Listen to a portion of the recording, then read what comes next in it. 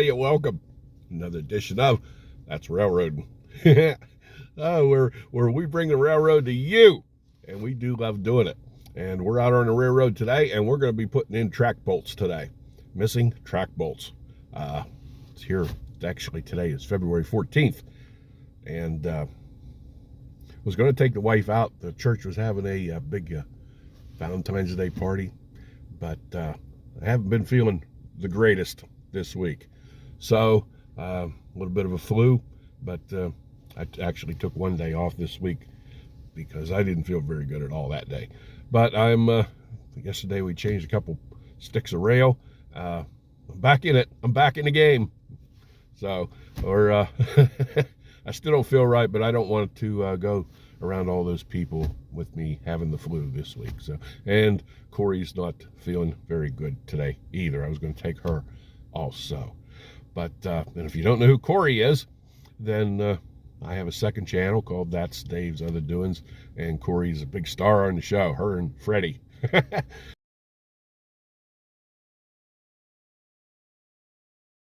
So there's a link in this video's description to go see that channel if you want to watch some fun. Corrie and Freddy get into it sometimes. Okay, well, yeah, we're going to put track bolts in, and it's a never-ending job. We have 16 miles of jointed track here, and that's over 4,300 track joints and over 26,000 bolts. And you know, our rail's old. We run heavy coal trains all the time, and we have, you know, it's not nobody's fault. U.S. Steel's the one that made 16 miles of jointed track, and jointed track is a maintenance nightmare. But that's what I got. That's what we got, and that's what I got to do, and that's part of my job. And usually once a week or so, you're making track runs and replacing missing bolts. That's my job. That's why they got me out here. You can't help it. You can't help it. Bolts get old, and then all that, the fatigue over many years of use, they end up breaking. Plus, another big factor here in southwestern Pennsylvania is the weather. And we can't do anything about that. So that's nature. The freeze thaw cycle like we've had this winter. The rail expansion, contraction, it's pulling on those bolts. It's very hard on them. So things break, but we get them fixed. How about that? So hope you enjoyed today's show, and thank you very much for tuning in.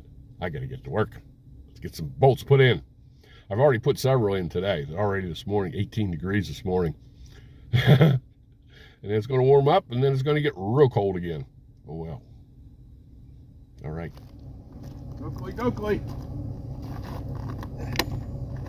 This one's just not quite what to go all the way in, but it's close. It's close.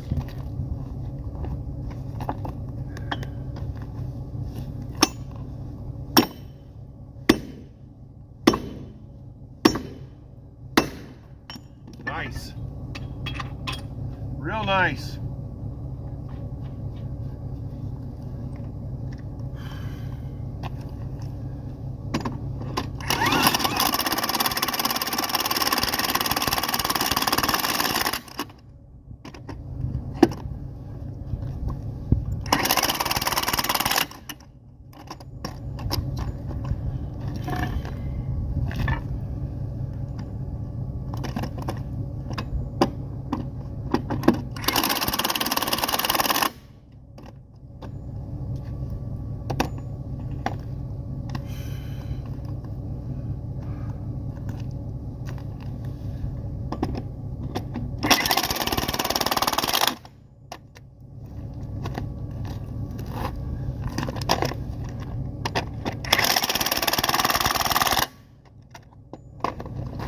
Okay.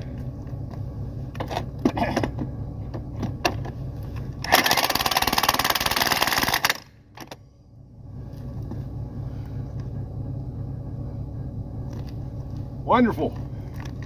I do love my Ingersoll Rand battery operated impact 1-inch drive. I do love it. Love it, love it, love it. Okay.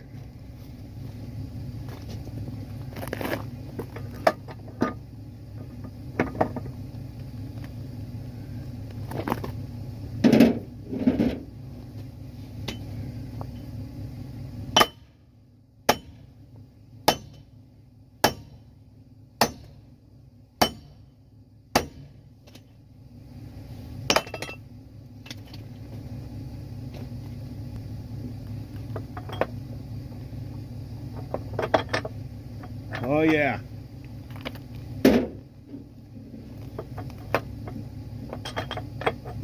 How about that? How about them spikes?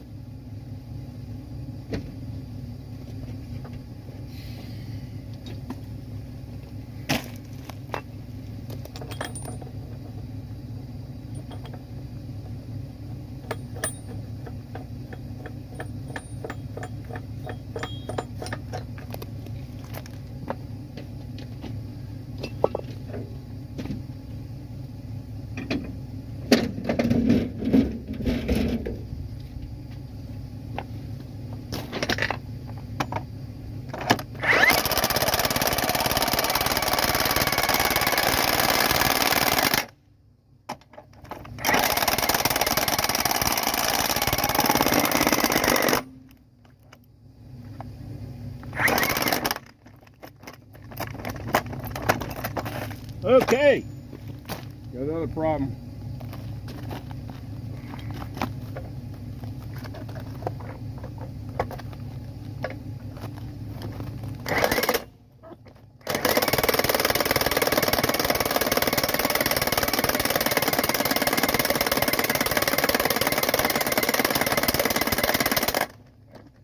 Nope. Okay, I got no washer on it. Washer's broke. The nut won't back off. So I do not have my cutoff saw with me. I'm gonna have to bring it back up here next trip and cut that bolt off. Put another one on. No problem at all.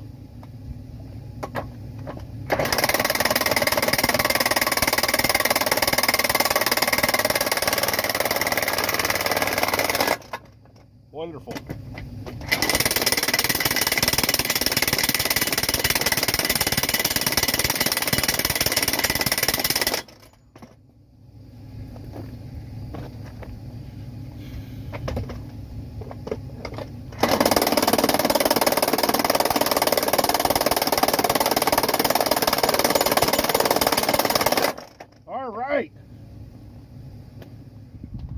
Well, I am very, very, very, very thankful. First off, this is the bucket that they come in, 1-inch by 6-inch, and these are called button head oval neck track bolts.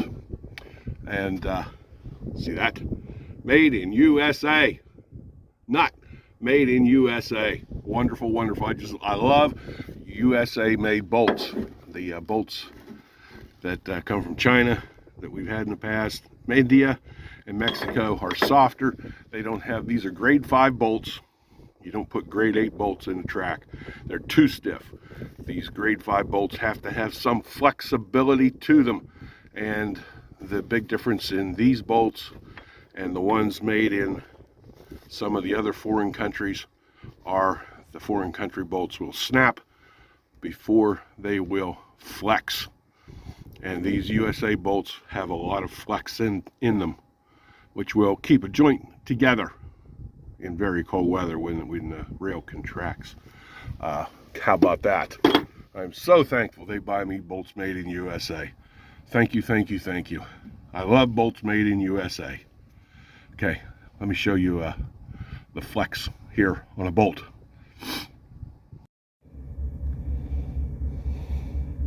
All right, well, here's an example of you see the flex that this bolt has. They call that a crank shafted bolt. See, in relation to a new bolt, straight. But I've had them even worse. They're almost like over there. But this is an example of the flex. You can see that going into the rail there, but still, you know, a cheap bolt would most likely have snapped instead of this, get the flex in here that has. And there's another interesting thing. See these old heads, how they are. The new bolts that we've got are beveled, and I really like this because you get one in a little bolt in, it goes in a little bit tight. These make a huge difference when you're driving them in, so compared to this, something like this. So there you have it. And for you guys who want to know that these bolts, the nuts get torqued to 350 foot-pounds. All right, there's one of the cracked joint bars. I changed this leak. Okay, we'll be back.